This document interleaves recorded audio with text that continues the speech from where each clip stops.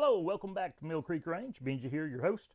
And today I wanted to bring about my solution for my slick grips on my new Cimarron model 1860 coat, cap and ball, percussion revolver. This one right here. So if you go back and watch my previous video on my last 6 rounds, I missed the last 3 shots.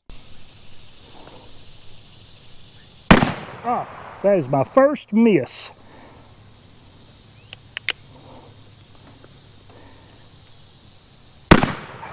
And my second miss on my last round.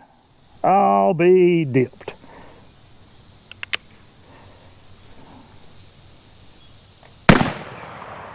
Really? My last 3 shots I miss. I'll be. Oh well. I was running single and these grips are slick. And it was very hot, very humid. I was dressed up in some cowboy attire and I was sweating. And my hands could hardly hang on to the revolver to hold it steady when I was aiming those last 3 shots. And so when I wrapped up and brought the gun back to the house and took it apart, cleaned it inside of the kitchen sink while my wife was doing dishes. She didn't like that too well, but anyway, that's another video. Anyway, while I had it apart, I had the grips off, so I took and abraded the clear coat on the grips. Now, if you look at the Cimarrons and some of the other U-Birdie and also the Pieta revolvers, the grips are really, they got a nice, slick, thick coat of probably a catalyzed urethane system on them. And so what I did was just took some sandpaper. So I had this orbital sandpaper handy. It's 100 grit, and I just took it in my hand with finger pressure, and I held the grips, and I just done some light abrading, not sanding, grinding, but just some abrading, just to apply scratches. Trying not to go down through the clear coat to the bare wood. Now, you're going to hit bare wood in some areas, like around corners, edges, where the clear coat's going to be the thinnest.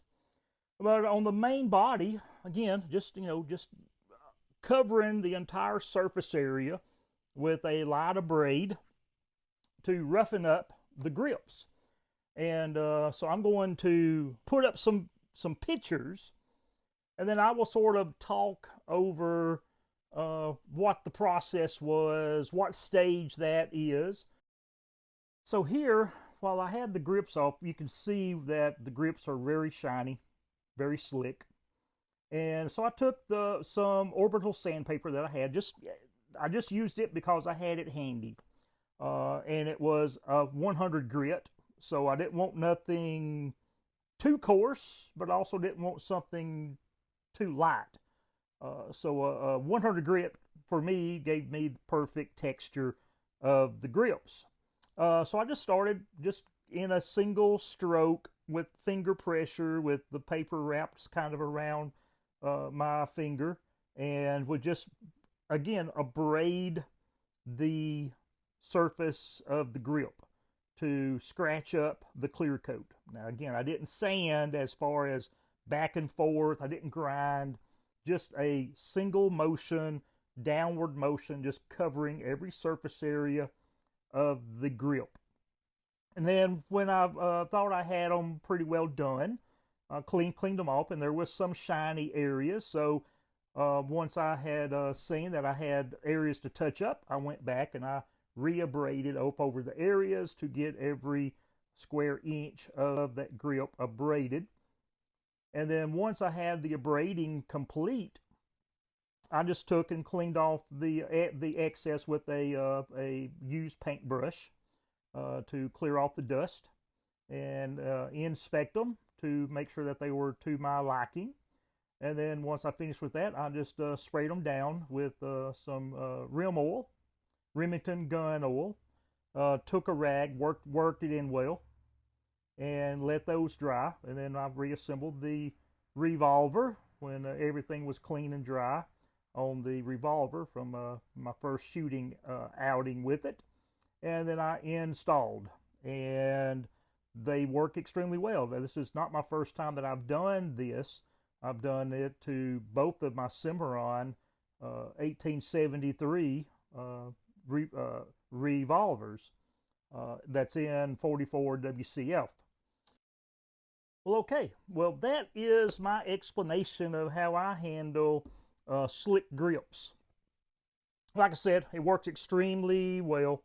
I can hang on to the grips much better, and they work for me. And that's my method for dealing with the grips.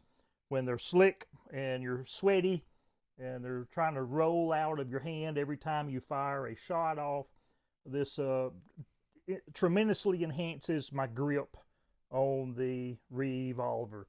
So with that, I hope you enjoyed the video.